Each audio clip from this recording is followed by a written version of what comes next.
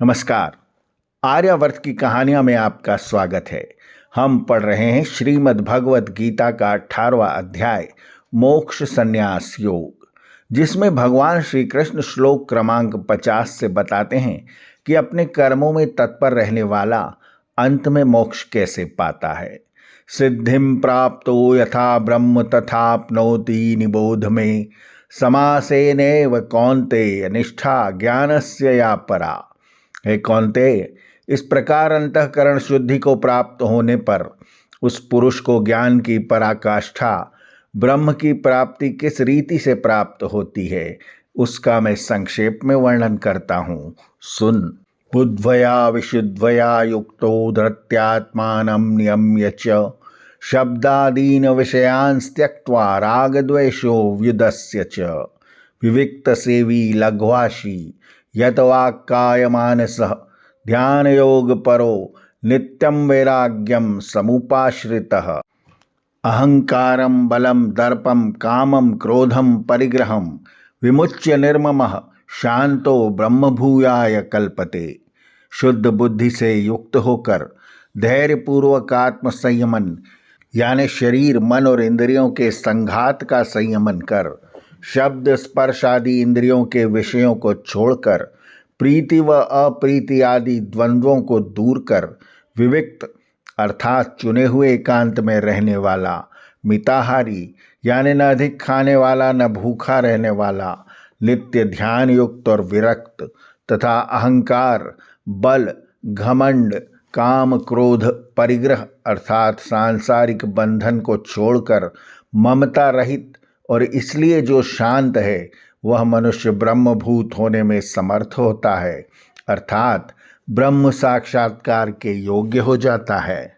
ब्रह्मभूतः प्रसन्नात्मा न शोचति न कांगक्षति समः सर्वेषु भूतेषु मद्भक्तिं लभते पराम।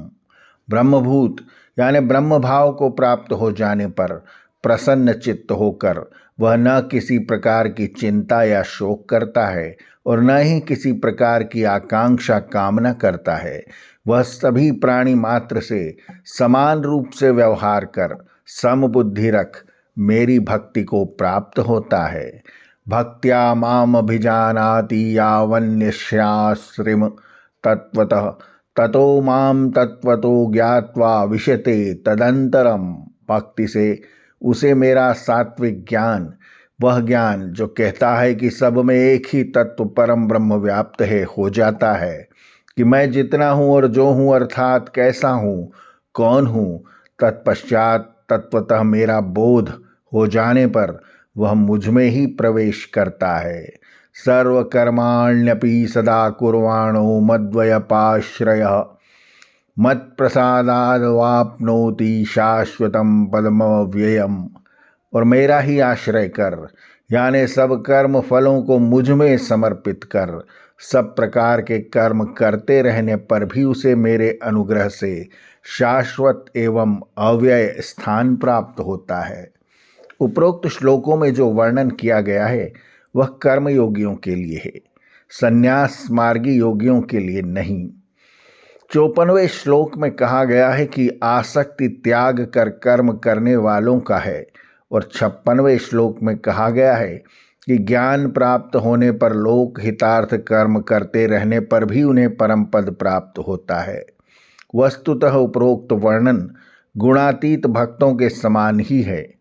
वास्तव में कर्मयोग और संन्यास मार्ग से प्राप्त अंतिम स्थिति समान ही है।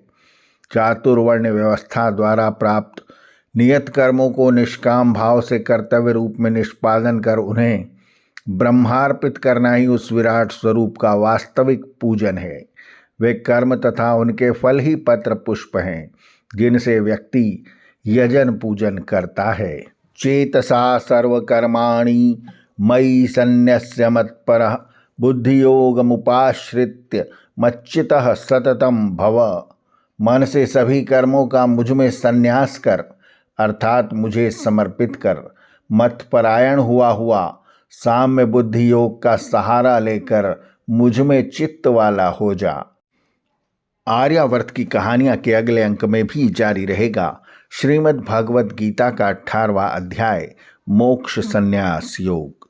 आर्यावर्त की कहानियां चैनल को सब्सक्राइब करें और बेल आइकन के बटन को दबाएं ताकि हम जब नया वीडियो लेकर आएं तो उसकी सूचना आपको तुरंत मिल जाए। धन्यवाद। नमस्ते।